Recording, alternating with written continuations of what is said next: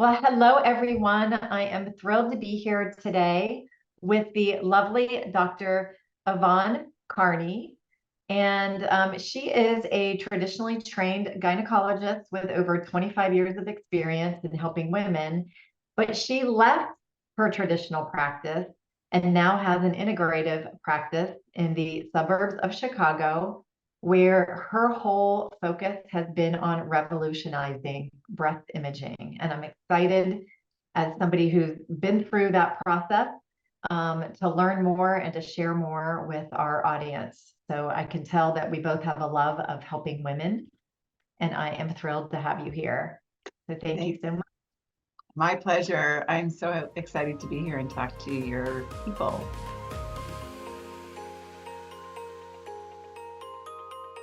Yeah, so Dr. Karney, talk to us. You just shared this with me, but share with the audience what led you from transitioning out of a traditional practice into an integrative practice, and then especially around the imaging. So share about that would be fabulous.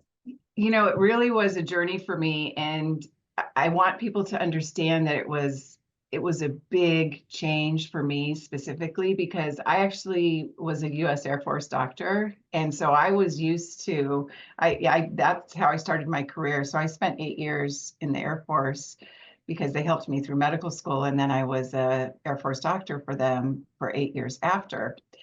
And so I was used to following algorithms and saying yes, and don't deviate from the plan, don't ask questions, just do what you're told.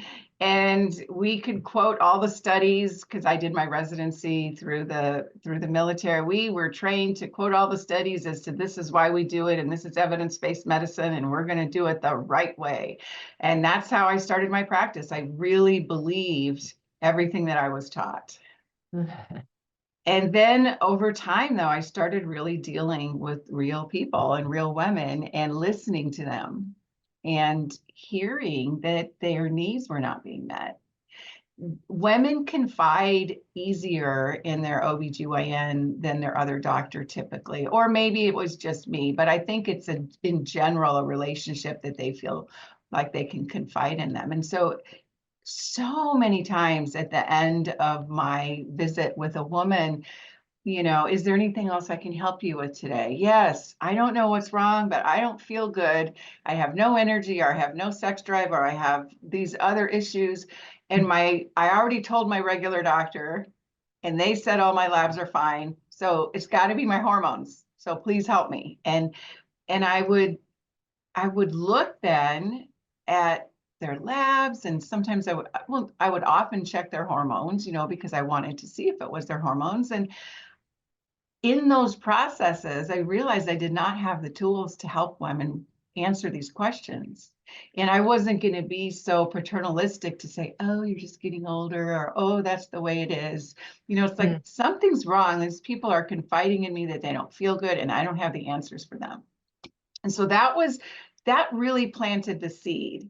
And then I had my own health struggles because I was an obstetrician, and OBGYNs, babies come at crazy hours. So for multiple years, the first half of my medical practice, I was delivering babies, and I started to get some significant stress, fatigue issues. It landed me in the ER with vertigo. I thought I was having a stroke. I was like, can't be healthy.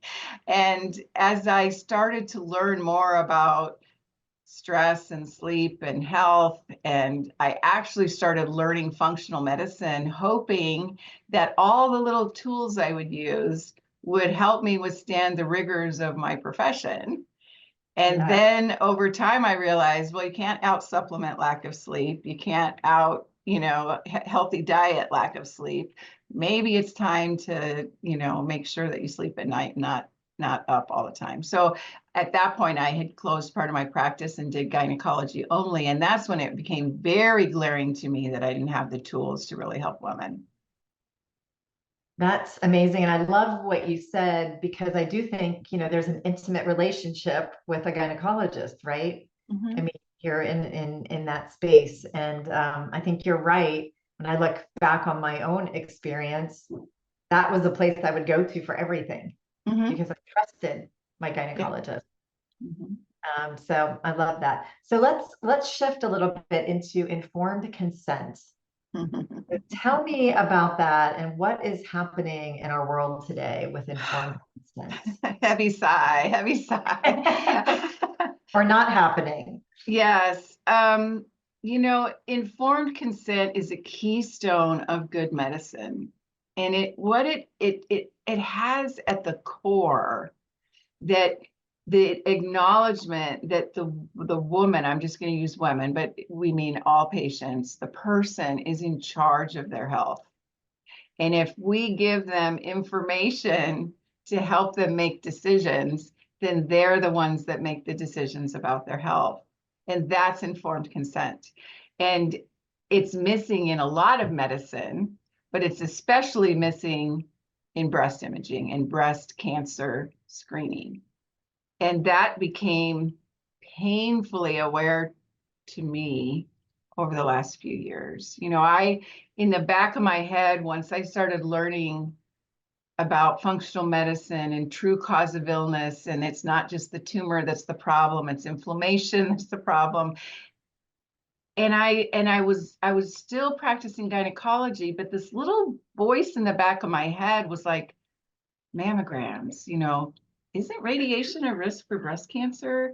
And yet here we are doing these imaging studies. At what point is the radiation bad versus the study good? But I was a good soldier, right? I was like, okay, no, the risks, the benefits outweigh the risk. Early detection far supersedes the teeny tiny risk of radiation. But over time, it still bothered me that women weren't told about any of the risks. Right. And then in the last couple of years, I became aware of a newer technology, and then I was like, holy cow, now we really, because if that's all there is, no screening versus these risks or no other imaging options, then it changes the conversation. But if there's alternatives, now I think it's really time to have that conversation. And so I'm really starting to get the word out about, let's talk about informed consent. So that means we talk about the benefits, the limitations, and the risks. And then once we know those things, and we talk about what do we not know, right? We can't say that we know everything. An honest conversation means, I don't know the answer. We're doing the best we can with the information that we have. Right. So if we have those conversations with women and then let them make their decision, that's good medicine. Yeah, that's brilliant. So what is the standard today? So I know, I'm in my late 50s. I was told because my grandmother had breast cancer that at age 40, I needed to start getting my annual mammogram. And like a soldier, I did it, right? Every year, every year, every year. And I had originally DCIS, which is the calcified cell. Right? And so what is the standard today? Because I haven't had a mammogram in years now. And we'll talk about why, and we'll talk about what some other options are. So I did the thermography, which was the only other tool available to me at the time, 9 years ago, and have continued to do that, every year. But I'm excited. We're going to talk about the new technology that you're offering. So going back to what is the standard today? So in the normal practice, where are women being driven as far as mammograms? The standard breast imaging and screening for cancer hasn't changed much in the last 50 years. So, mammogram came around in the 70s. President Nixon's war on cancer, it became more well known.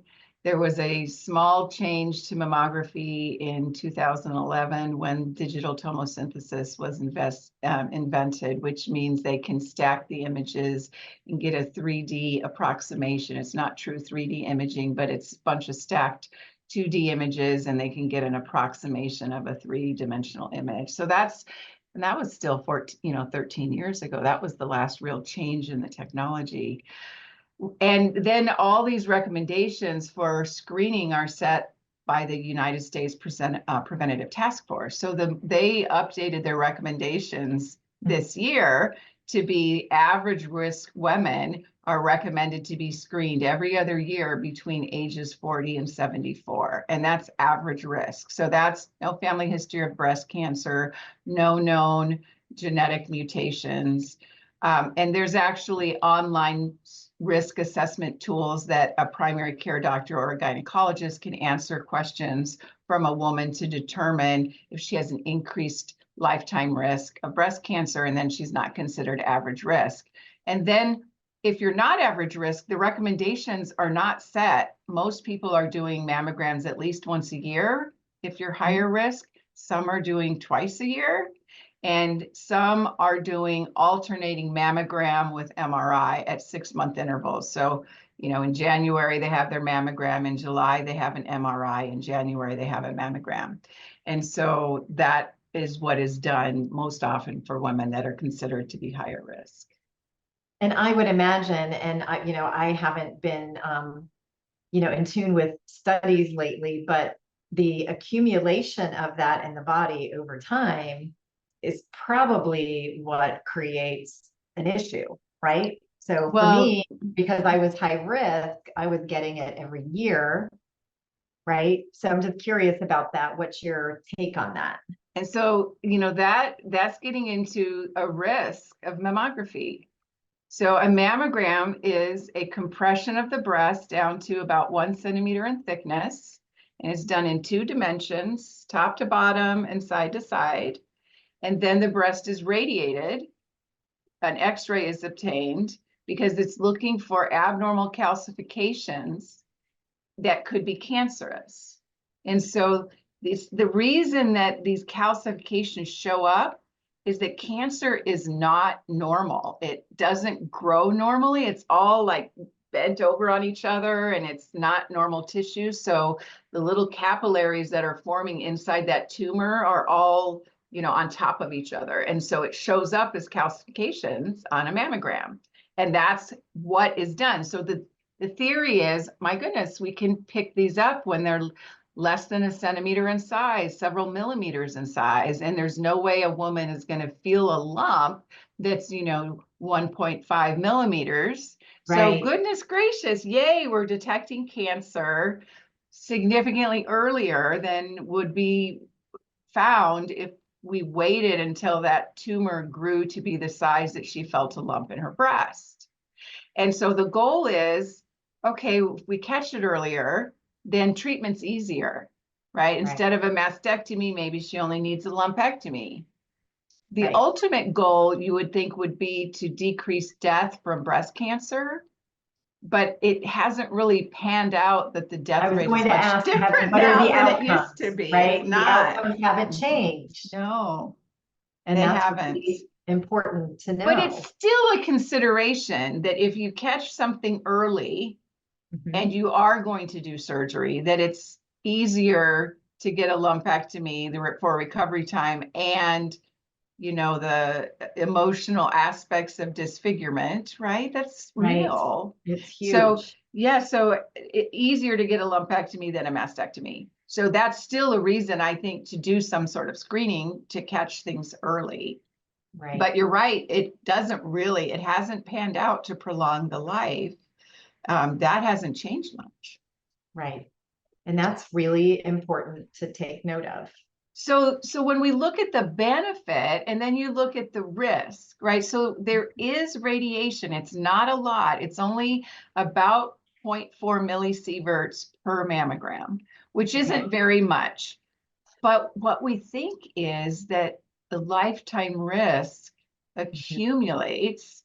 It's not just one and done. It's like, over your lifetime, how much radiation have you gotten? And that could increase over time. So that could become significant, right? If we start mammograms in your 20s or 30s because of a family history, and you're doing it every single year because of a family history, that's a lot of radiation by the time you're in your 60s. And that was that little bug in the back of my head going, okay, so breast cancer becomes more common for women in their 60s. That's often when it's diagnosed, unless it's more of a genetic issue. Is there any possibility that we could be causing some of these cancers because of the radiation? And the answer is absolutely yes. Now, So go ahead. there was a study that extrapolated data from atomic bomb survivors and looked at their cancer rate. And this came out saying that for every 100,000 women screened, there are 88 radiation-induced cancers and 11 cancer deaths. Wow. Now, that's a low number, but why aren't we told that? Right. Right? I was never, this is embarrassing, Jen. I didn't know that. And I was recommending this study for women. I was Well, just like, go. You weren't taught that, right? I know. That's part of the challenge. And I think that's, one of the beautiful things that you're here to change is to have the conversation that hasn't been had for women along the way and to give them a better tool. So let's talk about the tool, the new way of screening, and how that came about for you and why you love it. So first of all, there's a new technology and it's called QT imaging, and that stands for quantitative transmission. And it is a breast imaging modality that has no radiation, there's no compression required, there's no IV contrast required. It's true 3D imaging. It's not an approximation of 3D with slices and then a computer is filling in the gaps. It's true 3D imaging. And it's affordable. It's not super expensive. Mammograms, screening mammograms are covered by insurance, but the vast majority of insurances do not cover the callbacks. Or if they say you need additional views or an ultrasound because you have dense breasts, and those studies range from like $700 to $1,200, and those aren't covered. So if there was a modality that could decrease the need for those additional studies, it would be a worthwhile endeavor. We need to be careful with the words that we use. So I want to make sure I use the right words. And so QT imaging is not intended right now by the company to be for screening. That's what they're saying. We're not, because they're not going to war against mammograms, right? They're saying it's an additional modality, and it's available on demand. And if women decide on their own, based on informed consent, that they decide not to have a mammogram, now there's an alternative. And you know this is significant because the CDC estimates that 30 to 40% of women of mammogram age don't get mammograms. Wow. And so I'm not telling people don't get a mammogram. I know there are some doctors who are saying that. I'm saying let's learn about risks, benefits, limitations, and alternatives, and then let the woman make her decision. Right. So with this screening, you get the 3D image, and what information does that give to the patient, to the woman who's coming in? It looks like it actually looks like a breast MRI as far as the images that come out. So it actually has 200,000 times more data points than a breast MRI.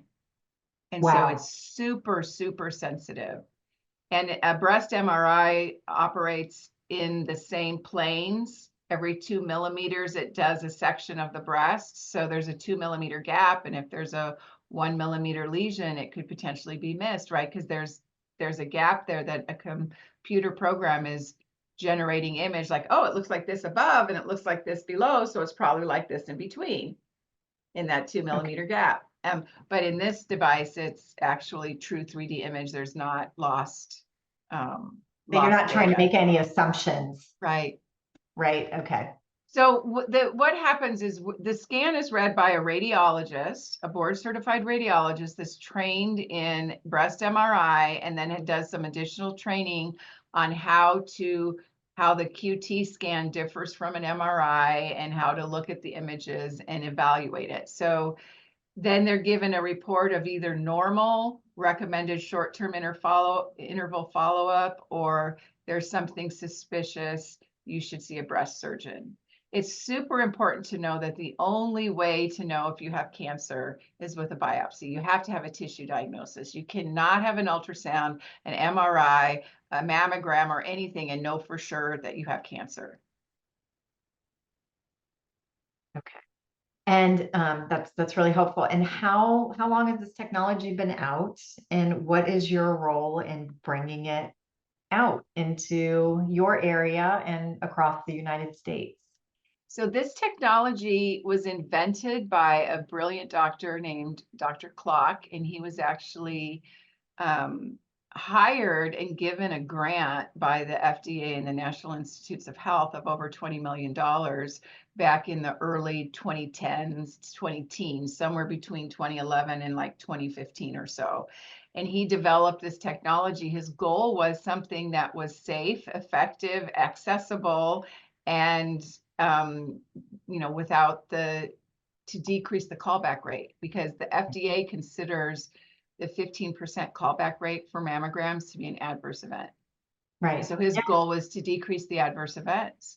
And he developed the machine, and by 2016, they started doing the studies. Okay. By the end of 2018, early 2019, it got FDA clearance as a breakthrough medical device. Wow. And then they started offering it to women on demand. And that was 5 years ago. Right. So Almost why we 6. heard about it? Exactly. Exactly. Now, COVID probably had something to do with it, right? Because nobody was doing anything for Yes. almost 2 years, unfortunately. Correct. Yes. But when I heard about the technology from a colleague of mine, and then she introduced me to the inventor, me and a few other doctors were like, Dr. Clock, this needs to be known, Right. to women.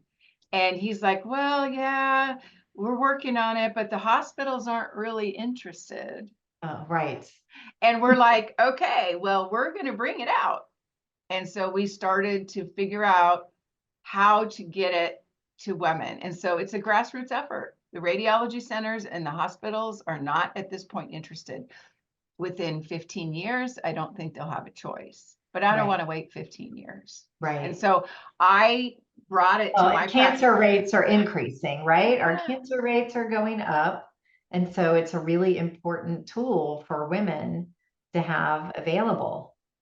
Yes. So wow, 5 years, that's a long time. Yeah, I just heard about it late last year, actually, at Mindshare.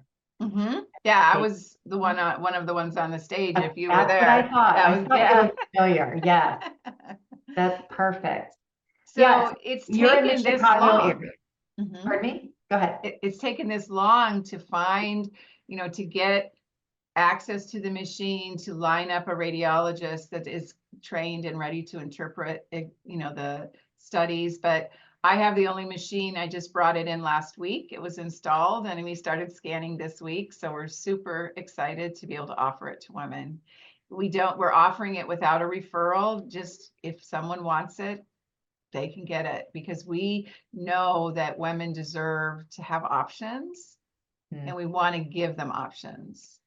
And so that's the mission of what I'm doing, is just to, number one, educate on the importance of informed consent, so that, and if someone wants to get a mammogram, I'll support you, but make sure it's your decision and not just that you're lining up to be a good patient because some doctor told you that you needed to get it or you were foolish, right? When mammography first started, and as I started reading the data and the studies, they used the terminology in the late 70s and early 80s that women were invited to screen, okay? Because it was a rollout of a new program, and so they were inviting women to screen. We don't invite women to screen anymore. We give them an order and say, go get your mammogram. And if they don't, we're like, why didn't you get your mammogram? Don't you know that the breast cancer rate is this? And if you don't get it detected early, it's a death sentence. We're not giving them invitations with information. We're just saying, go do this. And that needs to stop, because that's very paternalistic and like not allowing the intelligence of the individual to determine what's most important to them. Right. And is it more important for you to prove that you don't have cancer? Or are you one that is concerned about anxiety and stress of unnecessary procedures? There's a difference. Right. And Absolutely. only the person knows that for themselves. I cannot make that decision for you, but I can give you information and you can weigh your own personal value system on it. So Right. I never would chastise women. Once I learned this stuff about not getting a mammogram, I'd be like, okay, as long as you realize this, and Right. if it's your decision that you don't want to have it, I will honor that. I'm not getting, there's doctors that kick patients out of their practice if they don't, keep up with all the Right. recommended tests and screens and stuff.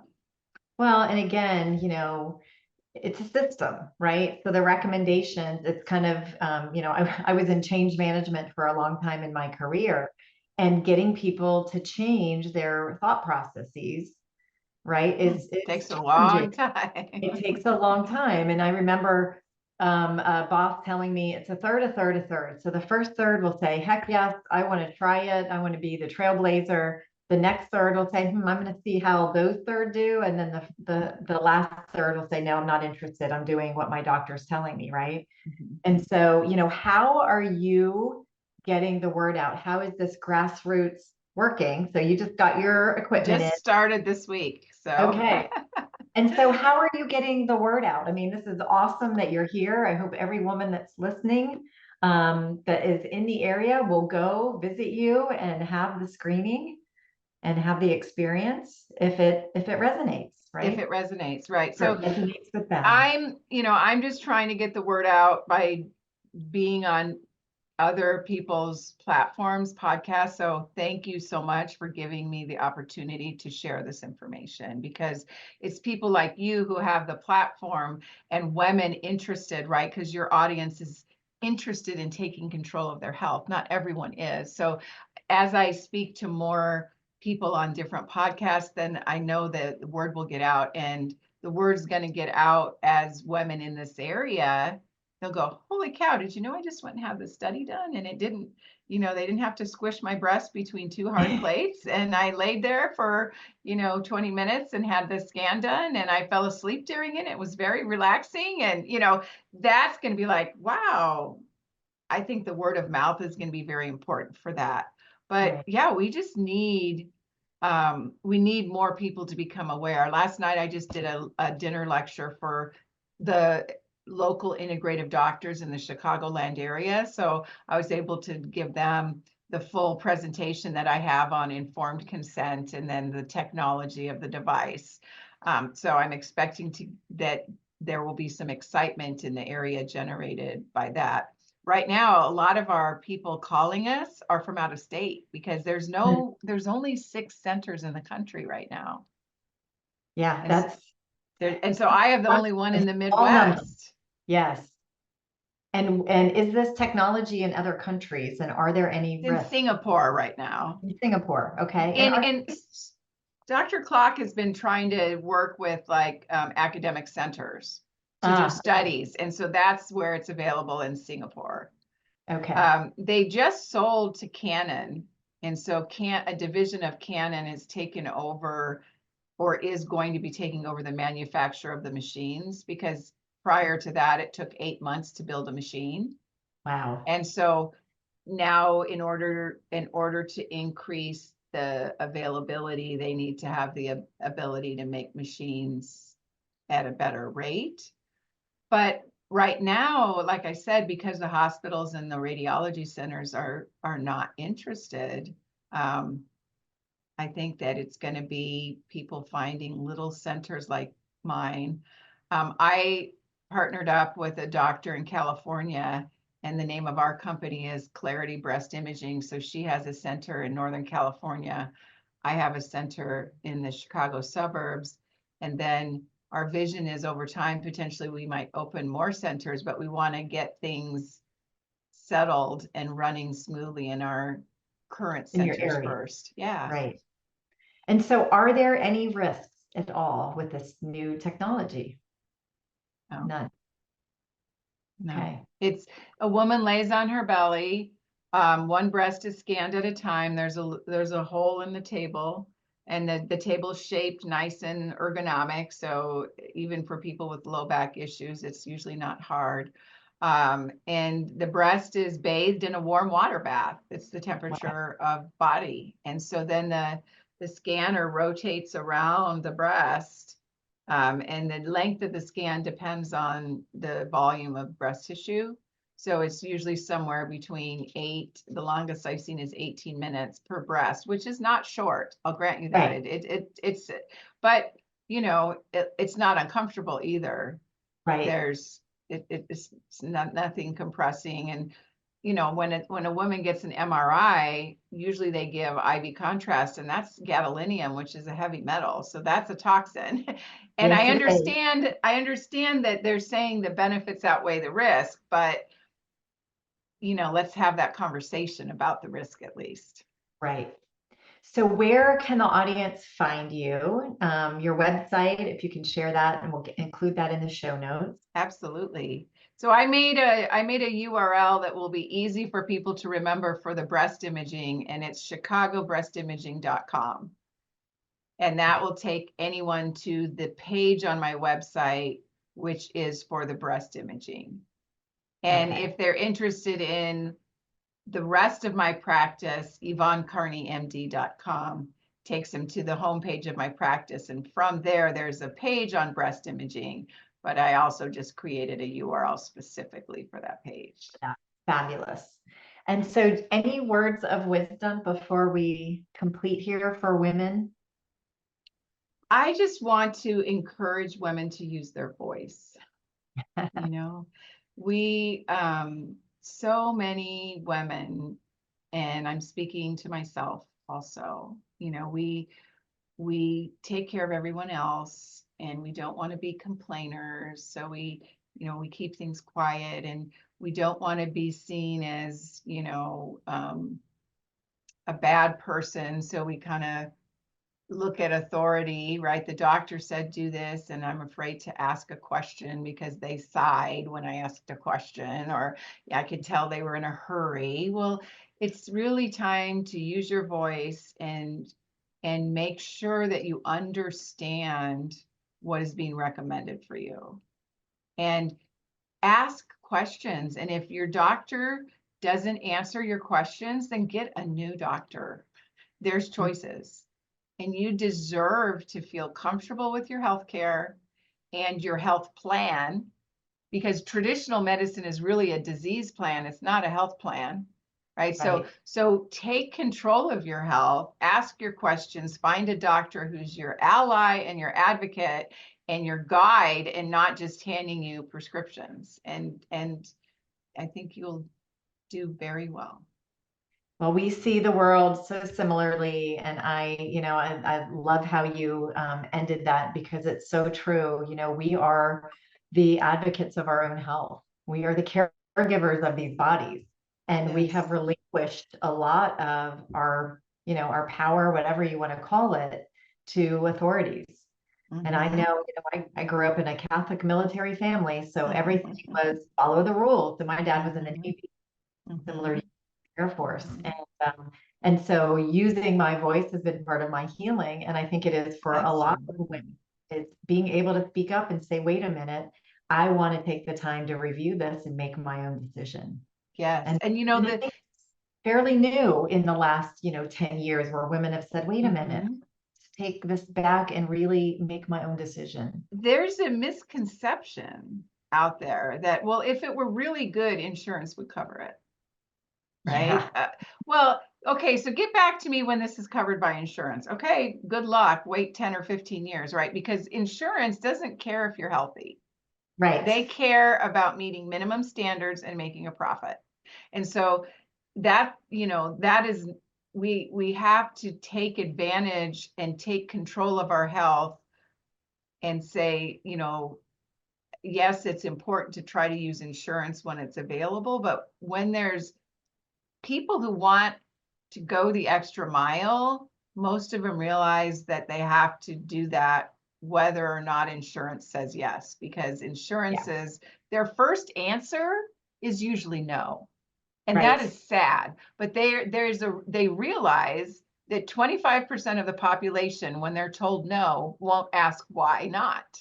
And so right off the bat, they're saving 25% by saying no to everyone. And then they actually say no twice. They actually, that's how they're trained, is twice to decline coverage. And I'm guessing by the second decline, probably it's more like 60% who say, okay, I give up, you know, because I've must been not be worthwhile because it's not covered, so I can't do it. Right. Yep. So that's where we get to keep using our voice and we get to keep speaking up. And, you know, grassroots, I think, is the time that we're in right now. It's up to us. You know, we are the ones we've been waiting for. It's up to us. Yes. Not waiting for somebody to come in and say, you know, do it this way. So, well, thank you. I appreciate your wisdom and your knowledge and your trailblazing to bring this new technology. And again, I hope the audience, if this resonates with you, that you reach out to Dr. Karney here, because she is amazing. So thank you so much for being here. My pleasure. Thank you.